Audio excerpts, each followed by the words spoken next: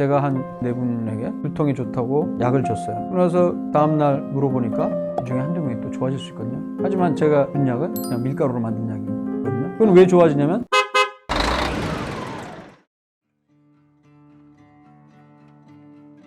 질병과 관련해서, 건강 증상과 관련해서 큰 두 가지 특징이 있어요. 시간이 지나면 좋아지는 특징, 그리고 위약 효과, 이 두 가지가 있어요. 감기 같은 경우도 감기 약을 먹으면 일주일, 안 먹으면 7일 간다, 이런 얘기가 있을 정도인데, 감기는 바이러스를 죽일 수 있는 약이 없거든요. 근데 감기 6일 정도 됐을 때, 증상이 거의 사라졌을 때, 예를 들어서 비타민C 고용량 주사를 맞거나 한약을 먹거나, 혹은 뜸을 뜨거나, 혹은 호주에 고춧가루 타갖고 원샷하고 한숨 자면 7일째인 다음날에 좋아질 수도 있거든요. 즉 그것은 인과관계가 확인이 안 된 거거든요. 두 번째는 위약 효과라는 게 있습니다. 실제 양리학적인 효과가 없는데도 제가 한 네 분에게 두통이 좋다고 약을 줬어요. 그래서 다음날 물어보니까 이 중에 한두 명이 또 좋아질 수 있거든요. 하지만 제가 준 약은 그냥 밀가루로 만든 약이거든요. 그건 왜 좋아지냐면 심리적인 안정을 통해서 증상이 좋아질 수 있는 거거든요. 그걸 플라시보 이펙트, 위약 효과라고 합니다. 어떤 건강기능식품을 먹고 뭐가 좋아졌다는 것은 인과관계를 그 한 사람의 경험 갖고는 결정을 할 수가 없습니다. 그러면 어떻게 해야 되느냐? 임상시험을 하되 비교 임상시험을 해야 되고 많은 사람을 대상으로 해야 돼요. 그래서 최소한 수백, 수천 명을 모아서 무작위로, 그래서 1000명을 모았다면 500명은 플라시보를 투여를 해야 되고요. 약효가 없는 걸 투여를 해야 됩니다. 그리고 나머지 500명에게는 해당 건강기능식품을 먹도록 한 다음에 일주일이나 2주일 후에 위약을 먹었던 그룹보다 훨씬 많은 수에서 효능이 관찰이 된다면 그때서야 비로소 우리는 효능이 있다고 판단을 하는 것이거든요.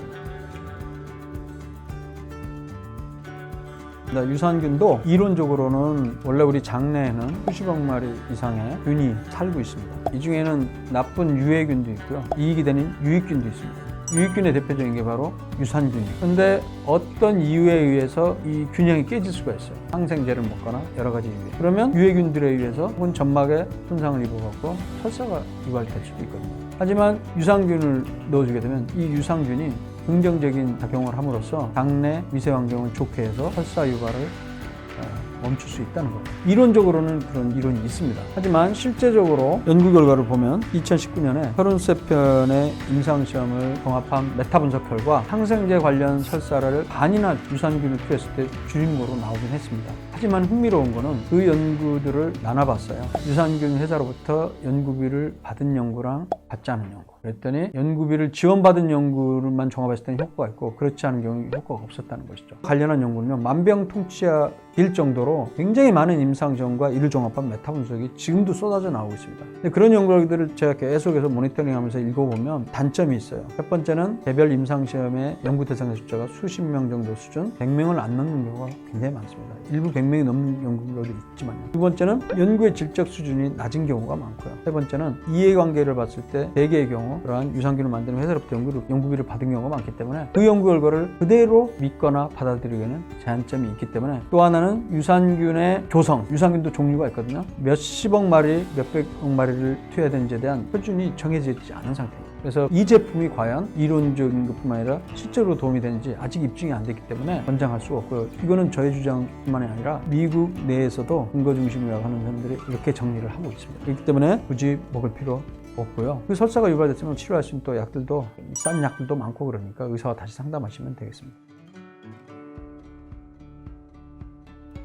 집중력, 그리고 인지능력 향상, 이런 것도 결국에는 특정 영양 성분이 이론적으로 실험 연구나 동물 연구를 통해서 제기되는 것들이 많이 있습니다. 하지만 가장 최신의 사람 대상으로 한 임상시험은 대부분 없거나 있다 할지라도 연구 숫자도 적고 그 결과를 일반화하기에 한계가 있기 때문에 현재로서는 집중력 높이는 아주 특별한 영향은 없는 것으로 보시면 되겠습니다.